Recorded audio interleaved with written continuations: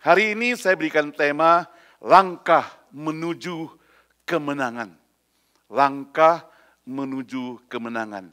Mari saudara kita buka Alkitab 2 Korintus pasal 1 ayat 1 sampai 11. 2 Korintus pasal 1 ayat 1 sampai 11. Demikian firman Tuhan. Ucapan syukur dimulai dengan salam ayat pertama.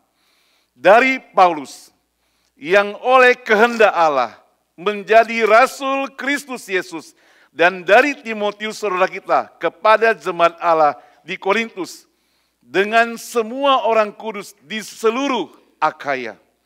Kasih karunia dan damai sejahtera dari Allah Bapa kita dan dari Tuhan Yesus Kristus menyertai kamu.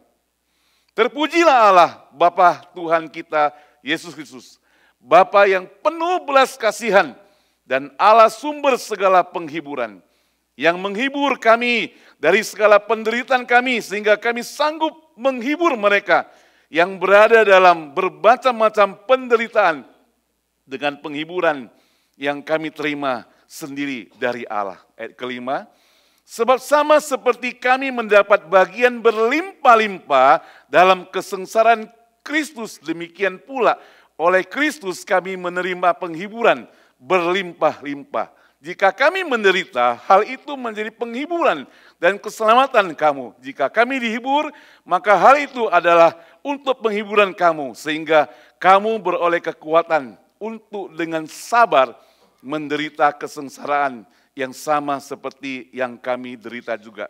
Dan pengharapan kami akan kamu adalah teguh, karena kami tahu bahwa sama seperti kamu turut mengambil bagian dalam kesengsaraan kami, kamu juga turut mengambil bagian dalam penghiburan kamu.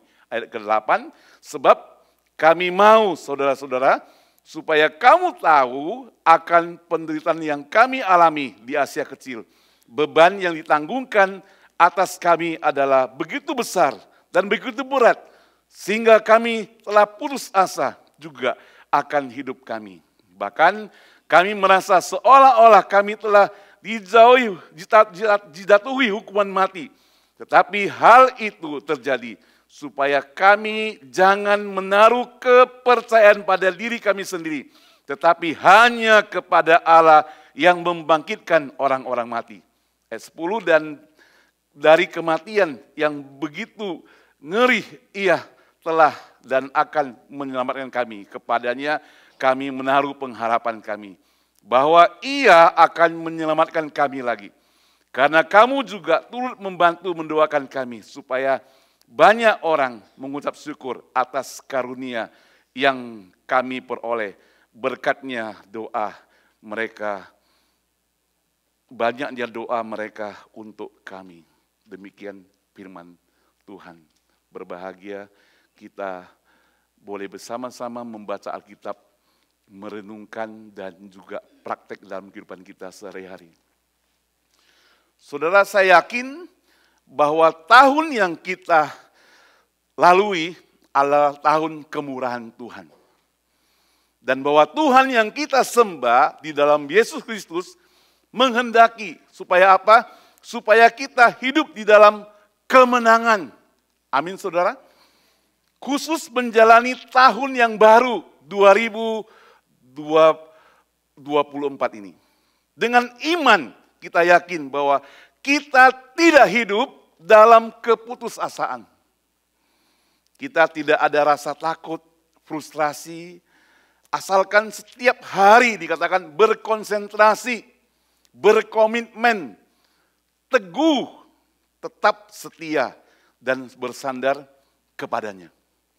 Saudara, supaya hidup di dalam kemenangan, kita mesti taat kepada apa? Kepada rancangan, rencana Tuhan. Rencana yang bagaimana? Rencana yang kekal itu. Bahwa ia mengutus anaknya yang tunggal, yaitu Yesus Kristus, datang ke dunia ini, yang kita peringati sebagai hari Natal kemarin itu. Kemudian kalau setiap orang yang percaya kepadanya, maka Yesus yang datang itu mati di atas kayu salib yang kita peringati sebagai Jumat Agung, tetapi tidak berhenti sampai di situ. Dia akan bangkit kembali yang menyatakan bahwa dia Tuhan Allah yang berkemenangan untuk kita semuanya. Itu yang kita peringati sebagai Hari Paskah. Saudara, jika kita melihat cara orang dunia memperingati atau menyambut, merayakan tahun baru itu, mereka punya harapan-harapan tersendiri. Kalau kita perhatikan di Amerika misalnya, banyak orang itu dalam rangka menyambut tahun baru, memperingati tahun baru, mereka makan kacang polong misalnya, sayur hijau pada tahun baru untuk memastikan bahwa mereka itu akan sehat, kemudian kekayaan bakal muncul di tahun yang baru. Itu cara dunia memperingati tahun baru. Orang Tionghoa memperingati tahun baru beda lagi, saudara.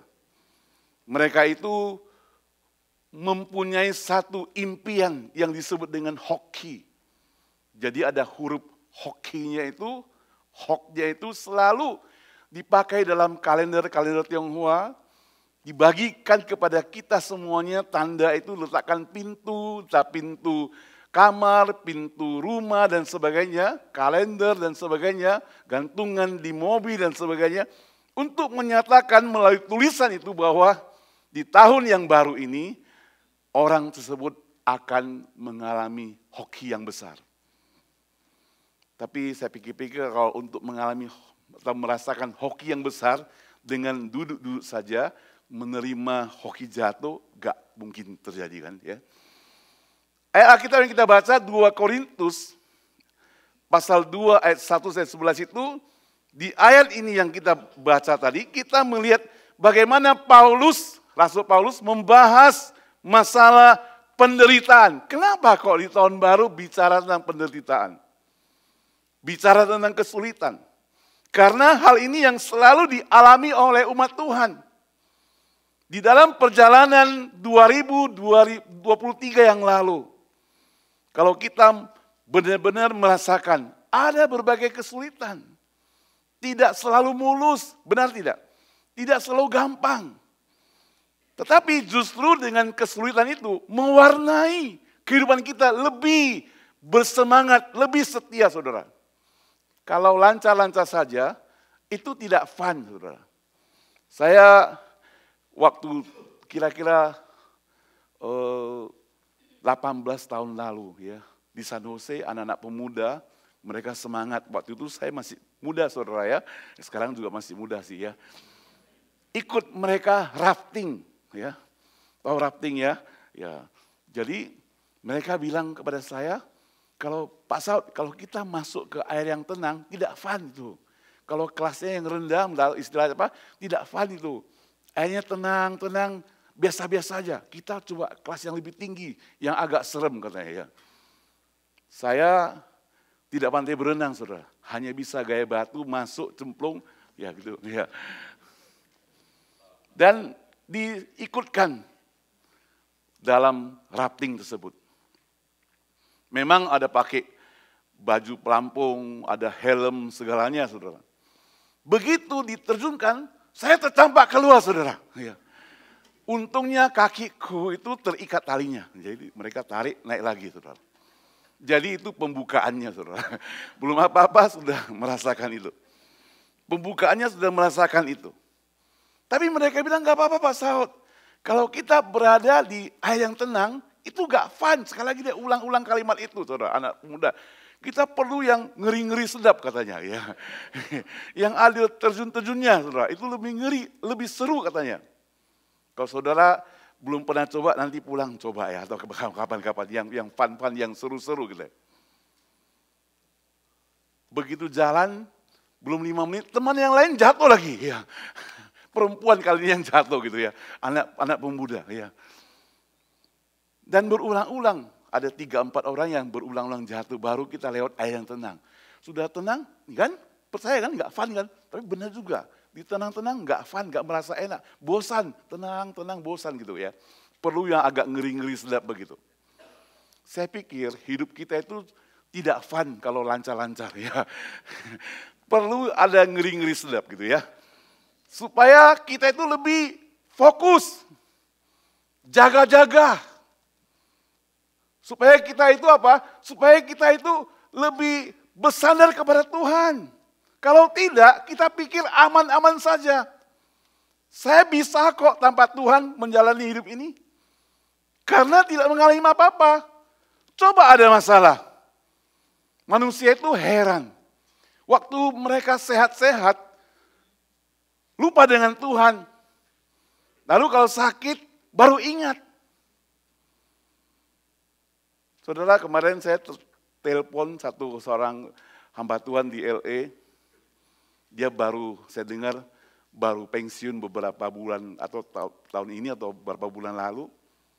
Ngobrol-ngobrol sebentar.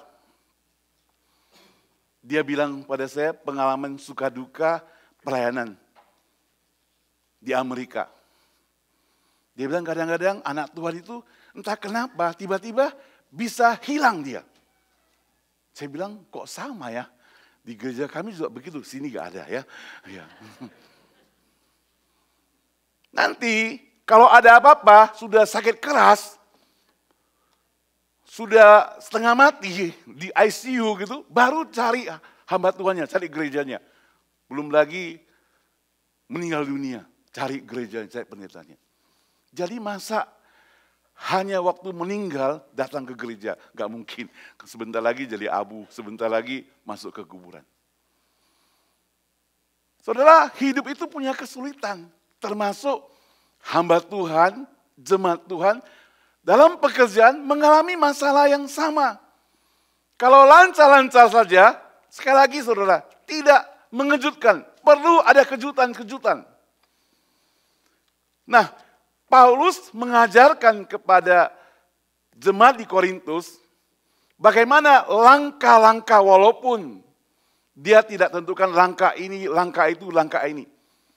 Tetapi dia secara tidak langsung ingin menunjukkan bagaimana langkah-langkah seorang anak Tuhan, seorang yang percaya pada Tuhan, seorang pengikut Kristus itu mendapatkan yang disebut dengan kemenangan. Yang pertama, saudara, kita harus memiliki jaminan keselamatan. Kita harus memiliki jaminan keselamatan. Salvation dikatakan. Kita harus jujur, saudara, di tahun 2023 ini yang kita lalui, yang lalu, tidak semua mulus tadi sudah saya ceritakan. Tidak semua sesuai dengan kemampuan kita. Ada yang sakit, ada yang di layoff, ada yang putus cinta, ada yang putus asa, ada yang bermasalah dengan pekerjaan, bermasalah dengan keluarga, dan sebagainya, dan sebagainya. Nah, semuanya itu adalah kejadian-kejadian yang seperti sangat tidak menyenangkan, kehilangan, dan ini fakta terjadi bagi semua umat manusia. Tidak ada jaminan kelancaran. Saudara masih ingat tema yang saya bawa tanggal 1 bulan 1 2023? Nanti dapat hadiah sepeda, saudara. Dengan demikian, saudara, kita mesti sadar bahwa kemenangan hidup ini bukan bicara tentang harta kekayaan. Kita boleh banyak harta. Kita boleh kejar harta. Apalagi kalau minggu bekerja itu lembur. Hari merah kerja lembur. Kalau Sabtu merah, minggu double, wah banyak sekali. Ketimbang datang gereja, habis ongkos, persembahan lagi. Manusia selalu mau mencari untung. Tapi firman Tuhan mengajarkan kepada kita apa artinya semuanya itu kita miliki. Kalau hidup kita itu diserang dengan sakit penyakit dan sebagainya. Jangankan yang banyak, gigi sakitnya sudah susah. Gigi satu yang sakit susah. Dan celakanya ada orang yang baru tangannya kejepit, itu pun kemarin-kemarin alasan tidak mau ke gereja, saudara. Saudara, kekayaan tidak menjamin, pangkat tidak menjamin, pendidikan yang tinggi tidak menjamin. Saudara, Jepang bukan negara yang sangat canggih ya, teknologi kan ya. Tetapi tidak menjamin kalau mereka bisa mengatasi gempa. Tidak menjamin kalau di negara itu tidak banjir. Tidak menjamin kalau pesawatnya tidak terbakar, saudara. Itu di awal tahun sudah bertubi-tubi mereka alami. Ada gempa, banjir, kemudian kapal terbangnya tabrakan, terbakar dan sebagainya. Itu di negara yang canggih, saudara, teknologi. Tetapi hal tersebut juga dialami. Tidak punya kuasa untuk mengatasi, saudara. Saudara yang dikasih Tuhan, kalau kita perhatikan ayat ketiga, coba saya bacakan. Terpujilah Allah, bahwa Tuhan kita Yesus Kristus Bapa yang penuh belas kasihan dan Allah sumber segala penghiburan, yang menghibur kami dalam segala penderitaan kami, sehingga kami sanggup menghibur mereka yang berada dalam bermacam-macam penderitaan dengan penghiburan yang kami terima dari Allah. Jadi tadi yang fun itu dalam hidup itu ternyata berguna bagi umat manusia. Karena kita justru mendapatkan pelajaran. Justru mendapatkan kekuatan. Saudara, bagaimana supaya kita tahu bahwa kita itu tahan dalam pencobaan? Saya mau tanya. Harus dicoba, saudara. Iya Kak? Kalau tidak dicoba, kita kan nggak tahu kita tahan pencobaan atau tidak. Jadi perlu dicoba, dites. Apakah kita benar-benar tahan, tidak. Dan kalau kita tahan dan lewati semuanya itu, baru kita dianggap lulus. Bagaimana tahu kalau Bapak, Ibu, dan saya ini sabar? Harus menghadapi orang yang tidak sabar. Kalau tidak menghadapi orang yang sabar saja kita emosi, jangan pernah mengaku kita orang yang sabar. Sekali lagi, kalau menghadapi orang yang sabar saja kita bisa emosi, jangan mengaku kita orang yang sabar. Suatu hari, ini cerita anak sekolah minggu. Seorang anak datang kepada seorang bapak. Di rumahnya itu ada satu logo besar. Kalau orang Tionghoa pakai huruf Ho tadi, dia itu pakai tulisan sabar. Jadi terkenal sebagai bapak yang sangat sabar. Anak ini kecil masih dia datang lewat ketok-ketok pintunya. Lalu bapak itu buka, Pak, apa arti tulisan di pintumu? Dia bilang sabar. Bapak ini orang sabar. Dia tutup pintu, 5 menit kemudian dia datang lagi, ketok-ketok pintu. Pak, saya lupa, apa nama arti daripada logo itu? Sabar nak, sabar. Bapak ini orang yang paling sabar. 10 menit kemudian anak itu datang lagi, ketok-ketok pintu. Pak, apa arti? Sabar nak, sabar ya. Sabar. Bapak orang yang paling sabar katanya, sambil melotot sedikit. 5 kali, 6 kali, 7 kali ketok pintu, dia marah. Sabar nak, saya ini orang yang paling sabar. Sabar saudara. Saudara orang yang sabar harus menghadapi kesulitan, masalah, tantangan. Baru bisa tes apakah kita ini sabar atau tidak. Tatkala orang lain menggores hati kita, merugikan kita, menghancurkan hidup kita, kita itu sabar tidak?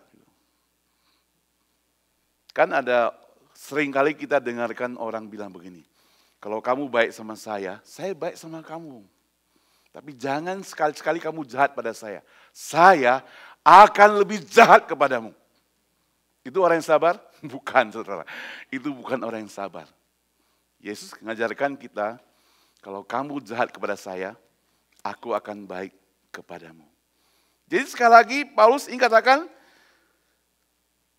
merupakan penghiburan kalau mereka mengalami penderitaan. Artinya apa? Artinya mereka dilatih supaya tetap setia. Ada ujian yang dia bisa hadapi, menang. Jadi saudara, sekali lagi kalau kita mau evaluasi hidup kita, langkah menuju kemenangan itu, yang tahun lalu kita lewati itu, berbagai kesulitan, apakah kita menang waktu ada kesulitan datang? Apakah kita langsung putus asa? Paulus memiliki sesuatu yang dia katakan kalau dunia tidak pernah berikan kepada dia. Yaitu Yesus Tuhan yang berikan kepada dia. Yang tidak pernah diambil oleh orang lain. Kalau manusia mempertahankan harta kekayaan, itu dunia yang berikan kepada kita. Bukan dari Tuhan. Apa yang Tuhan berikan kepada kita, saudara? Tuhan memberikan kepada kita jaminan keselamatan. Itu yang tidak dapat diambil oleh siapapun. Tidak bisa diambil oleh iblis pun. Karena ada jaminan. Sudah distempel, sudah dimaterai. Ini jaminan keselamatan asal kamu dan saya bersandar kepada Tuhan Yesus sepenuh hati. Saudara, yang menjadi pertanyaan, apakah kita memiliki sesuatu yang dimiliki seperti apa yang dimiliki oleh Paulus? Yang tidak bisa direbut oleh orang lain? Saudara, jangan pikir kalau kita sudah rajin melayani, otomatis kita sudah memperoleh keselamatan. Itu belum tentu, saudara. Jangan pikir kalau kita banyak memberikan persembahan, itu otomatis kita sudah memperoleh keselamatan. Belum tentu, saudara. Yesus memberikan ilustrasi, di bait Allah itu, ada seorang janda memberikan uang terkecil. Orang kaya memberikan uang yang besar. Tetapi yang dipuji adalah janda yang miskin. Kenapa, saudara? Karena yang dia lakukan bukan hanya sekedar praktek agama. Tapi dia melakukan apa yang dia alami. Ada hati yang sungguh-sungguh, yang dia pertaruhkan seluruh hidupnya untuk Tuhan. Gereja ini bukan hanya sini, tapi setiap gereja kita boleh terlibat dalam pelayanan. Kenapa? Karena Tuhan terlebih dahulu berkorban untuk kita. Dan dalam pelayanan itu harus dengan hati yang sungguh. Saudara ingat waktu Yesus ke rumah Maria dan Marta. Maria itu duduk berada dekat Yesus mendengarkan firman Tuhan, pengajarannya. Marta sibuk dengan pekerjaan di belakang. Istilahnya mungkin urusan dapur. Apakah dua-dua itu dianggap melayani? Tanda kutip bisa. Karena Marta melayani di bidang konsumsi misalnya. Tapi sayang sekali, Tuhan Yesus menuntut lebih daripada itu. Bukan hanya sekedar urusan yang perut, tetapi mari duduk dengarkan firman Tuhan. Ada banyak orang hari ini, saudara, dia kehilangan itu, sibuk dalam pelayanan. Termasuk hamba Tuhan, khotbah dan sebagainya.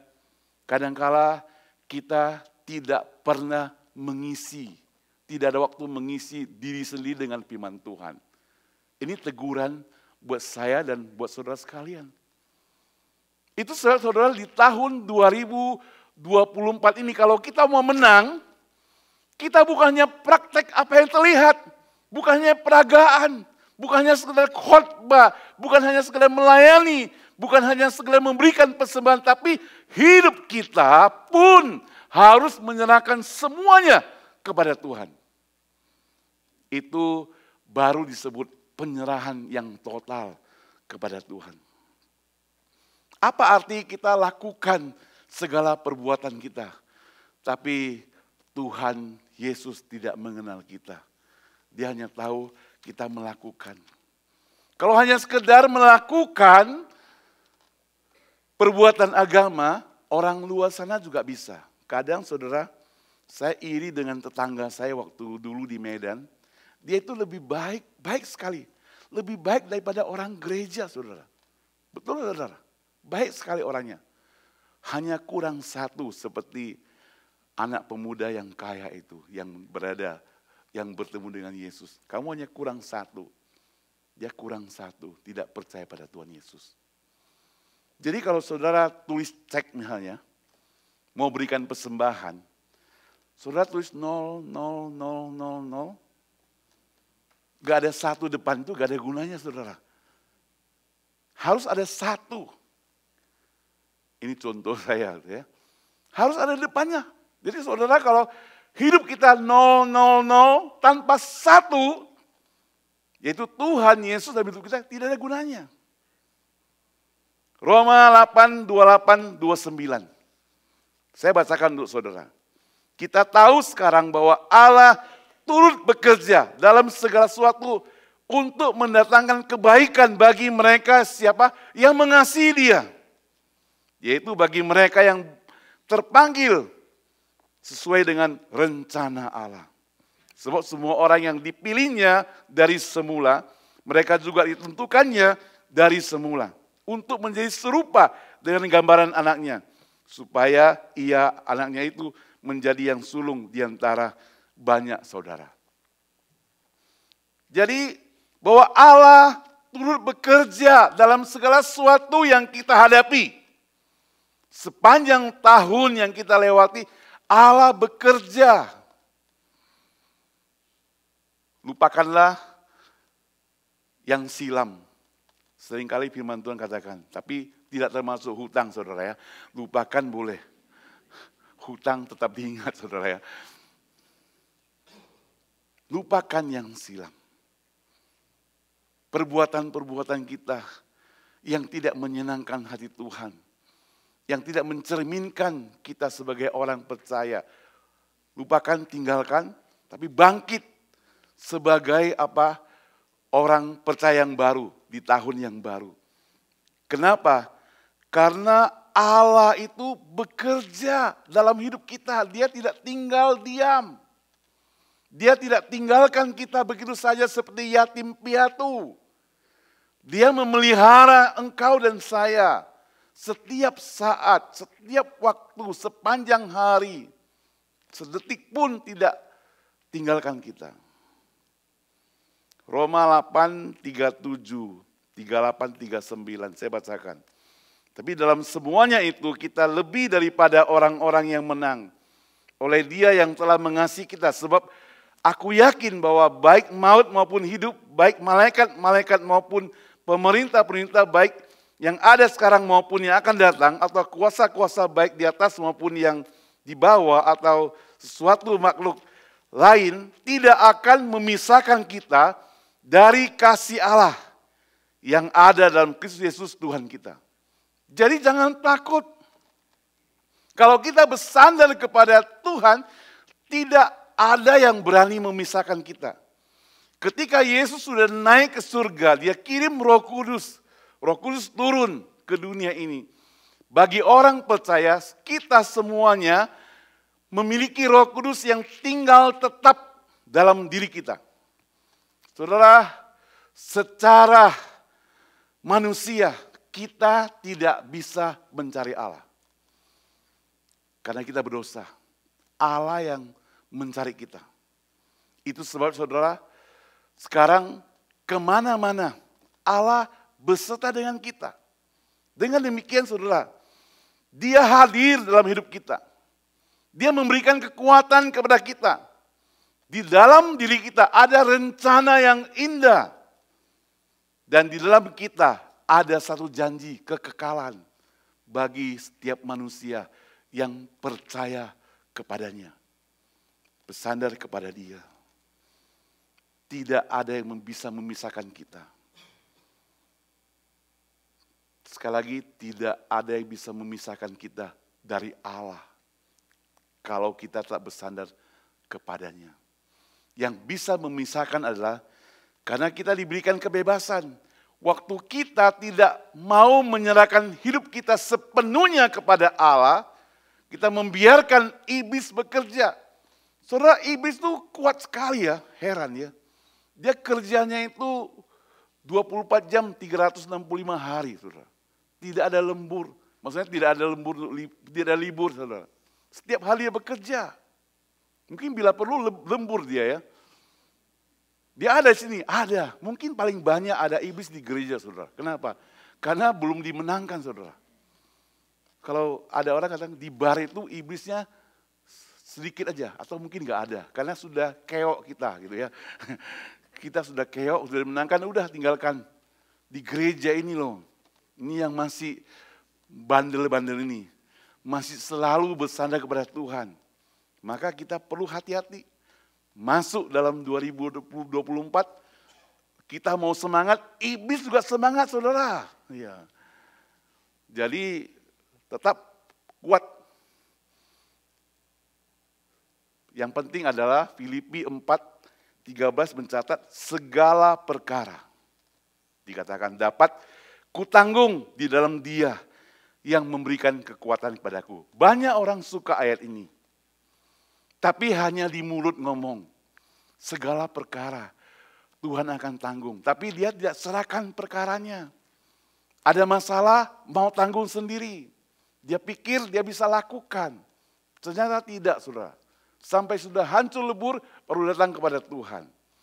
Itu sebab saudara, setiap saat kita mau menang harus serahkan pada Dia setiap saat. Saya harap kita semuanya mencamkan poin pertama ini.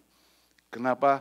Karena langkah pertama harus ada jaminan keselamatan. Tanpa jaminan itu, kita tidak akan mendapatkan keselamatan tersebut.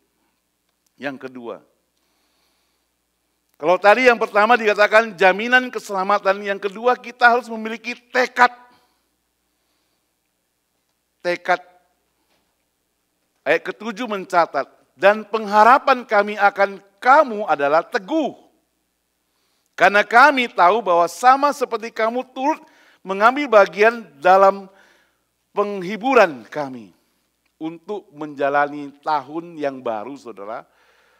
Di tahun yang penuh dengan kemenangan ini, kita butuh bertanggung jawab atas penempatan Tuhan pada kita semua di dunia ini.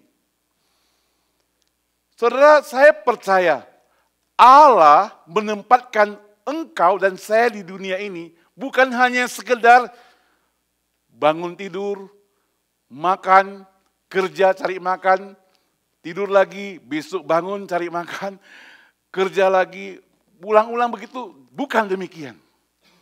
Ada maksud tertentu. Bagi orang percaya, baik kita di dunia ini, ataupun di negara ini, lebih kecil lagi di gereja ini, lebih kecil lagi di keluarga kita, Allah itu punya rencana dalam hidup kita. Yaitu apa? Kita diciptakan untuk memuliakan nama Tuhan. Allah kita adalah Allah yang kreatif, saudara. Dia menciptakan kita, kemudian hidup kita bukan hanya monoton tadi saya katakan. Itu sebabnya saudara perlu ada, seperti pembukaan tadi, ada fun-funnya saudara. Ada kesulitan? Ada. Ada masalah? Ada. Ada sakit penyakit? Ada. Membuktikan apa? Membuktikan kita itu hidup. Makanya seringkali melihat orang yang sudah sakit, kemudian dipanggil Tuhan, kita katakan dia sudah tidak menderita lagi. Saudara mau tidak menderita lagi, saudara?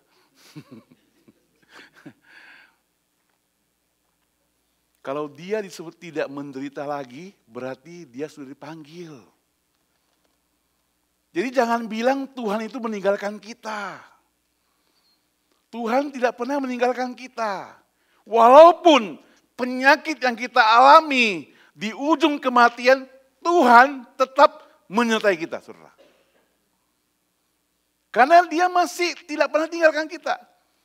Makanya prinsip orang percaya itu sangat luar biasa. Paulus yang menegaskan itu. Kalau aku hidup di dunia ini, hidup dengan Tuhan. Kalau mati di dunia ini, mati nanti sana bersama Tuhan. Tetap sama, saudara, tidak berubah. Karena Yesus Tuhan, dia itu menerobos segala waktu dan tempat. Segala galaksi yang ada di bumi dunia ini. Di mana-mana dia ada. Kita tidak bisa lari kemana-mana. Lari ke gunung, dia ada. Ke lembah, dia ada. Ke bawah kolong sekalipun masuk terowongan, dia ada. Naik kapal selam, dia ada. Lewati awan, dia ada. Mau sembunyi di kamar mandi, dia ada juga, saudara. Bersama dengan kita setiap saat. Selalu ada bersama dengan kita. Jadi kalau ada kesulitan, ada masalah, Tuhan tahu. Dia jaga kita dari samping. Bersama-sama kita. Itu saudara-saudara, tekad hidup perlu konsentrasi.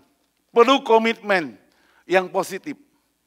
Paulus bahkan mengatakan kematian sekalipun merupakan keuntungan bagiku.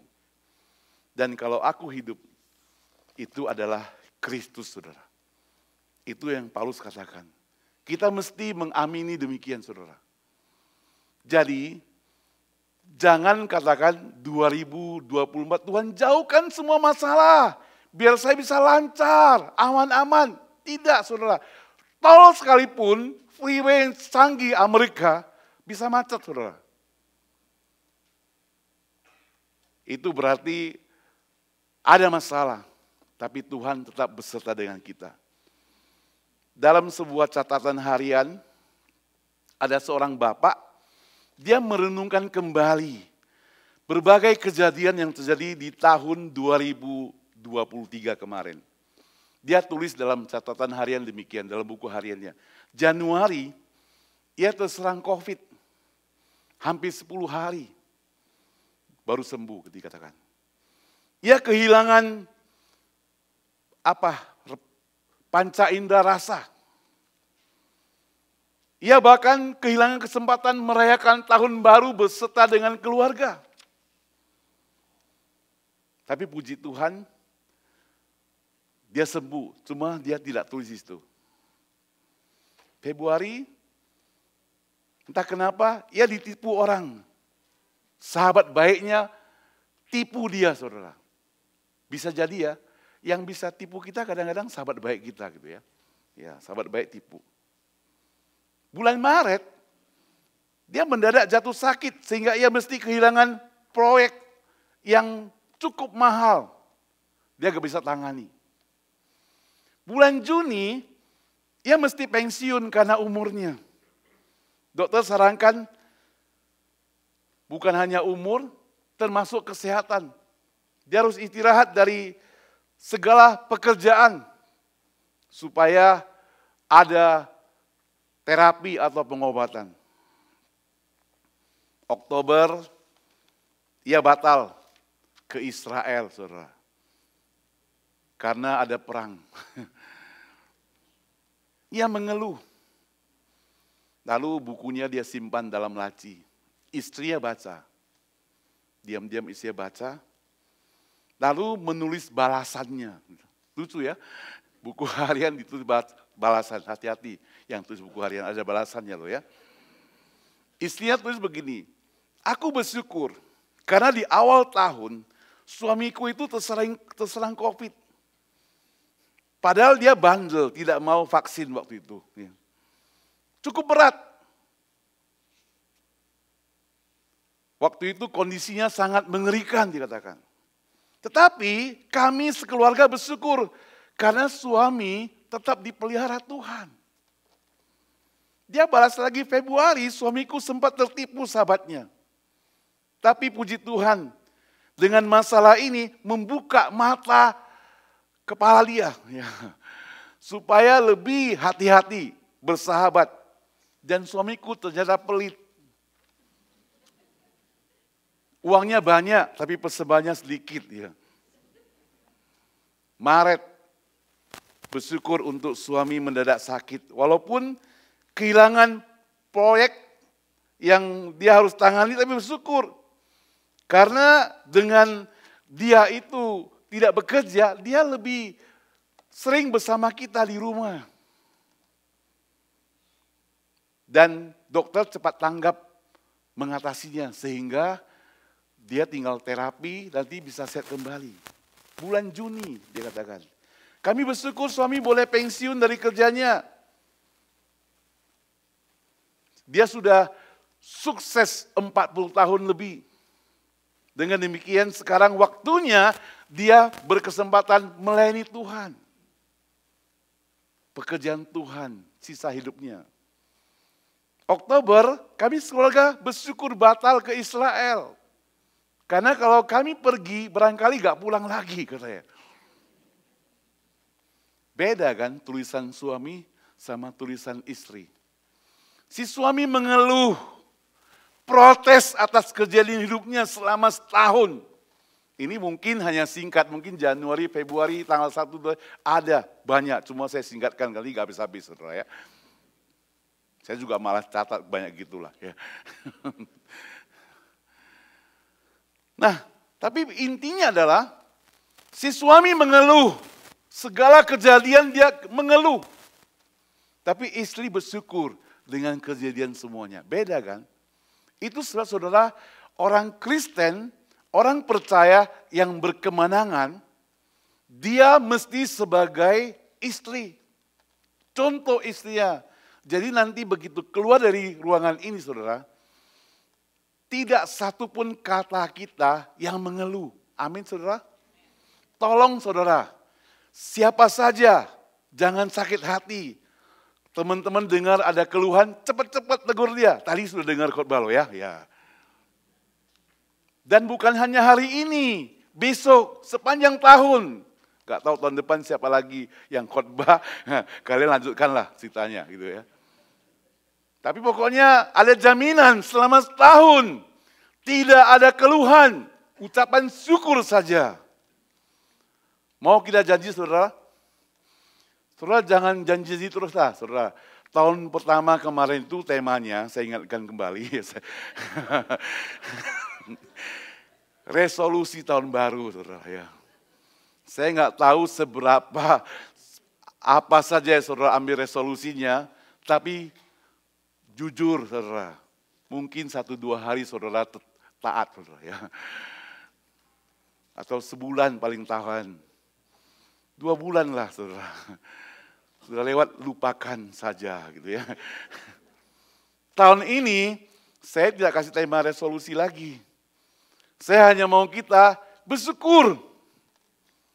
Janjinya langsung gampang, gak usah resolusi apa-apa. Bersyukur aja. Itu kan lebih gampang kan? Ya.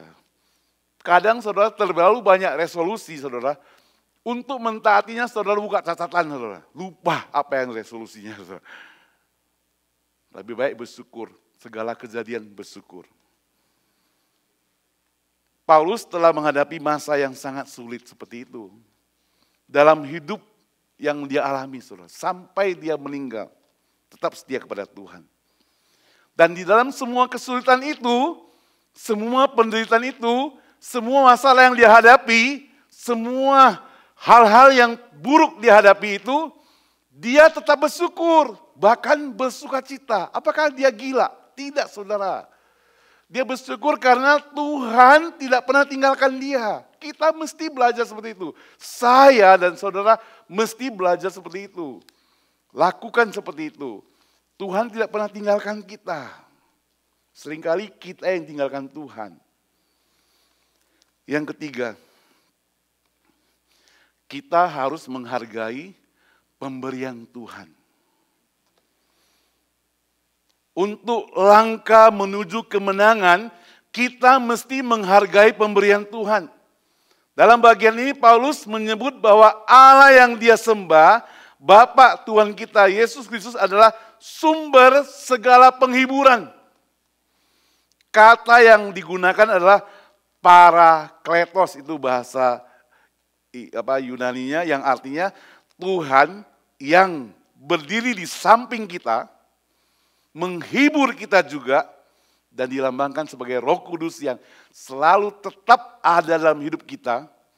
Kalau kita biarkan dia tidak kerja apa-apa, berarti kita mendukakan Roh Kudus. Atau Roh Kudus tinggal tetap bersama dengan kita, kalau kita melakukan hal-hal yang tidak menyenangkan hati Tuhan, kita mendukakan Roh Kudus. Membuat dia sedih. Paulus menceritakan ini untuk kita semuanya. Tapi Paulus dalam hidupnya dia boleh bersuka cita dalam setiap keadaan. Karena ia mempunyai apresiasi terhadap kehadiran Tuhan. Dia mempunyai apresiasi terhadap berkat Tuhan. Dia tidak menganggap remeh apapun yang diberikan oleh Tuhan. Kejadian apapun dalam hidupnya, dia tidak anggap remeh. Dia tahu ada benang merah yang selalu membawa kebahagiaan, yang selalu membawa akan rencana Tuhan yang paling indah. Seorang penafsir bernama William Buckley mengatakan, mengingatkan bahwa antara ayat ketiga dan ayat ketujuh yang tadi kita baca, bahwa penghibur itu muncul, ya, kata penghibur itu muncul sampai 9 kali. Itu berarti Paulus mengingatkan, itu penting. Bahwa di hidup kita ini ada penghibur yang menghibur segala macam persoalan yang kita hadapi. Dan Paulus itu bukan hanya berkata-kata, dia telah mempraktekkan dalam hidupnya.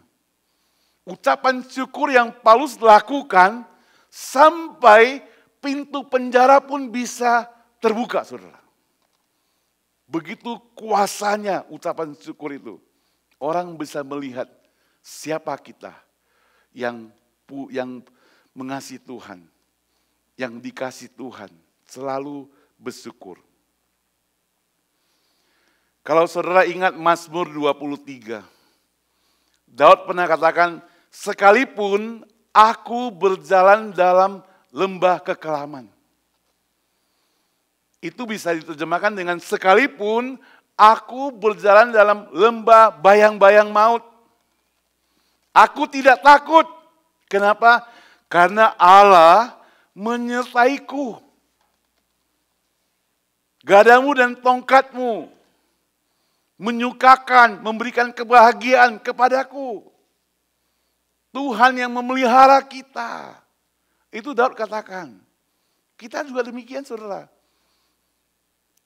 Di Mazmur 121 misalnya dikatakan, Tuhan menjaga kita baik pagi, siang maupun malam. Jadi apalagi yang kurang daripada hidup kita, saudara? Ada yang menjaga kita. Gak perlu pengawal pribadi, ini Tuhan. Roh Kudus yang mengawal hidup kita, saudara. Apalagi yang perlu kita takutkan? Yang penting adalah kita tinggal jalankan hidup kita. Tetap setia kepadanya, melayani dia dengan baik, tetap lakukan apa yang Tuhan kehendaki, mengabarkan berita sukacita, semua perintah Tuhan kita lakukan, cukup itu. Dia tidak pernah tinggalkan kita. Amin, saudara. Yang terakhir, selain memberikan apresiasi akan kasih Tuhan, berkat Tuhan, yang terakhir kita harus memiliki dedikasi.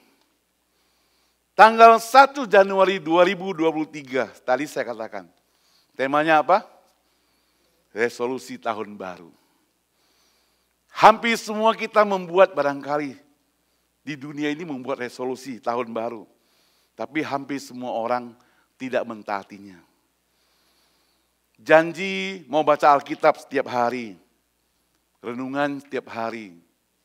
Tapi mungkin jalan hanya seminggu, sebulan. Janji Kayak saya mau janji mau diet, saudara ya, misalnya gitu. Udah, gak mau lanjutkan saudara ya. Janji mau setia melayani Tuhan. Namanya tercatat di warta, orangnya gak muncul. Bukan di sini, di sana saudara ya. Di San Francisco. Resolusi tahun baru yang harapiannya kita buat sendiri. Kita yang buat sendiri tanpa paksaan. Tidak dipaksa oleh Ibu Sherly, oleh Pak Edi. Tidak ada paksaan. Tetapi harapiannya juga kita langgar sendiri. Jadi gak usah lagi resolusi. Ya, gak usah. Ya. Kalau hanya janji tapi tidak ditepati. Itu namanya tahun lalu saya sebut PHP, pemberi harapan palsu. Saudara ya. Yang artinya juga janji muluk-muluk seperti calon-calon pemimpin yang kemarin mereka lagi berdebat itu ya. Gara-gara debat saya gak bisa tidur saudara ya. Jadi yang perlu kita lakukan adalah dedikasi yang baru. Dedikasi yang baru. Bahwa janji iman kita, komitmen kita kepada Tuhan.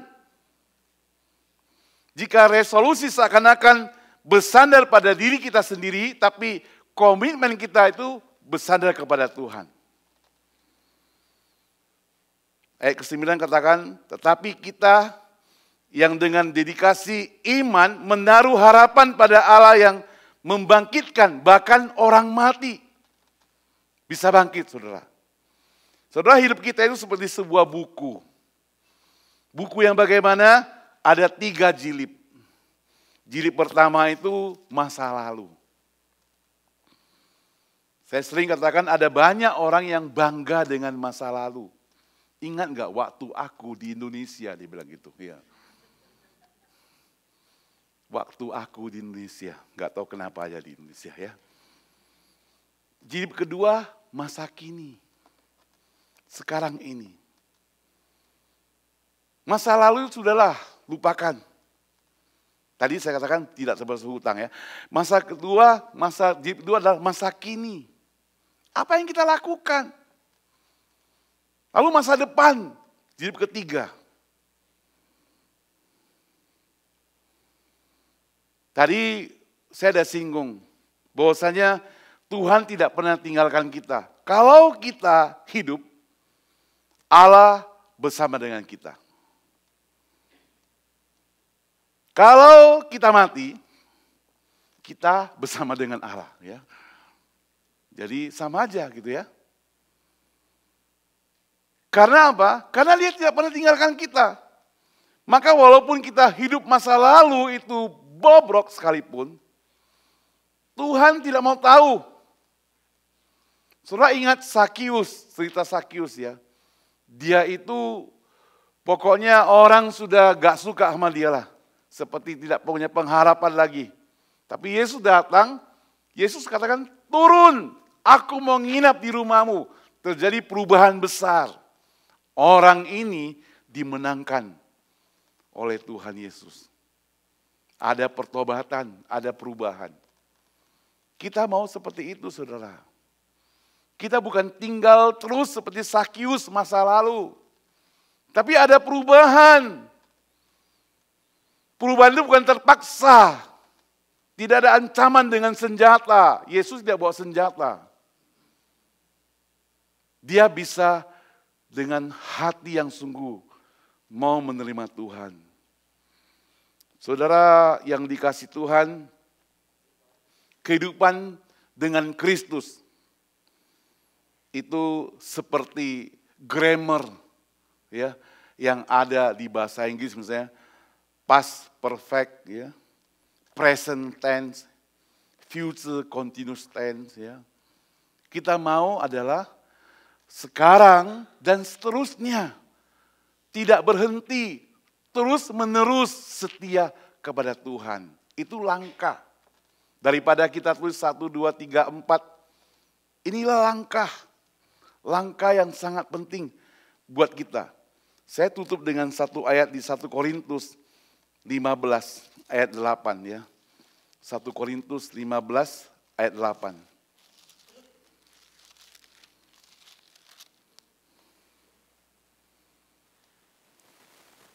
Mau sama-sama kita baca? Dan yang paling akhir dari semuanya, ia menampakkan diri juga kepadaku, sama seperti kepada anak yang lahir sebelum waktunya. Ya, satu lagi saya baca satu sampai terakhir lah. Karena aku adalah yang paling hina, dikatakan Paulus ya. Aku yang paling hina dari semua rasul, bahkan tidak layak disebut rasul, sebab aku telah menganiaya jemaat Allah. Artinya apa? Artinya Paulus katakan, saya ini tidak layak sebenarnya, tetapi dilayakkanlah oleh Tuhan Allah. Dan ditutup dengan ayat yang ke-18, saya bacakan, demikianlah binasa juga orang yang mati dalam dalam Kristus. Jikalau kita hanya dalam hidup ini saja menaruh pengharapan pada Kristus, maka kita adalah orang yang paling malang dari segala manusia. Itu sebabnya saudara mau dikatakan bahwa menaruh pengharapan kepada Tuhan itu terus menerus, bukan hanya semasa hidup, tapi kita mempunyai satu pengharapan sampai apa? Sampai kepada suatu hari kalau semua penderitaan sudah tidak ada lagi bagi seorang manusia, aku, engkau, dan kita semuanya tetap bersama-sama dengan Tuhan Yesus. Itu langkah kemenangan kita. Jadi perjuangan kita, apa yang kita lakukan setiap hari, bahkan minggu berkumpul di tempat ini, tidak sia-sia saudara. Dan kita tidak mau hidup kita juga sia-sia. Kita mau saudara, bukan hanya sebagai orang percaya, masuk surga, udah. Tapi kita perlu mahkotanya kan. Supaya ada mahkotanya, ada bintang-bintang lah kalau istilah saya. Ada bintang-bintang. Kalau pramuka begitu, dia lakukan kebaikan ditempel 1 gitu. 2 tempel 2. Anak-anak sekolah juga enak ya. Waktu kelas kecil atau TK, kalau dia pintar, selesai matematika ditempel 1 bintang, 2 bintang. Kita perlu bintang-bintang itu. Waktu kita bisa melakukan kebaikan buat orang lain. Tapi bukan hanya sekedar kebaikan. Tadi saya katakan orang yang belum percaya juga bisa lakukan kebaikan.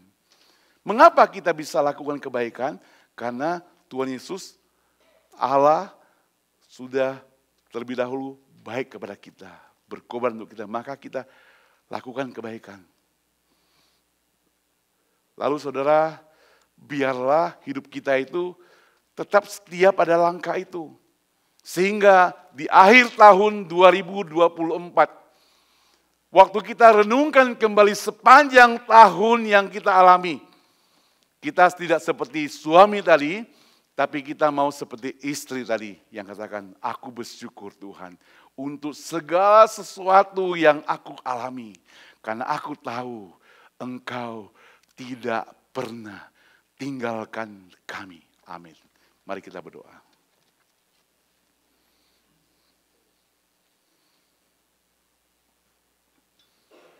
Bapa kami di surga, kami merasa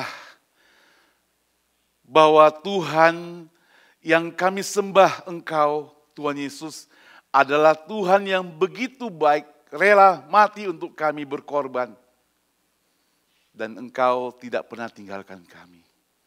Tapi seringkali Tuhan, hanya karena masalah sedikit saja kami selalu bawa perasaan, bahkan kami tinggalkan Engkau. Padahal Engkau selalu ada bersama-sama kami, sehingga kami mendukakan Roh Tuhan, Roh Kudus. Bahkan Tuhan, waktu kami hidup ada persoalan, kami selalu mengeluh dan mengeluh. Padahal Engkau tidak pernah tinggalkan kami, sehingga mestinya kami belajar untuk bersyukur dan bersyukur kepadamu saya. Karena Engkau selalu mengasihi kami dan tidak pernah merancangkan yang jahat buat kami. Kami doakan untuk segenap jemaat tempat ini.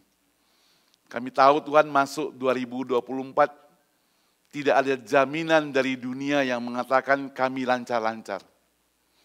Tapi ada jaminan daripada Engkau Tuhan yang walaupun tidak lancar, tapi Engkau tidak tinggalkan kami Tuhan. Kami percaya itu. Kami serahkan semua hidup kami ke dalam tangan Tuhan. dan berkati kami semua, baik hamba Tuhan di sini, jemaat di sini, majelis di sini, dan seluruh aktivis, guru sekolah minggu, anak sekolah minggu, bahkan keluarga-keluarga kami yang hari ini tidak bisa hadir. Tuhan tak berkati kami. Di dalam nama Tuhan Yesus kami berdoa. Amin.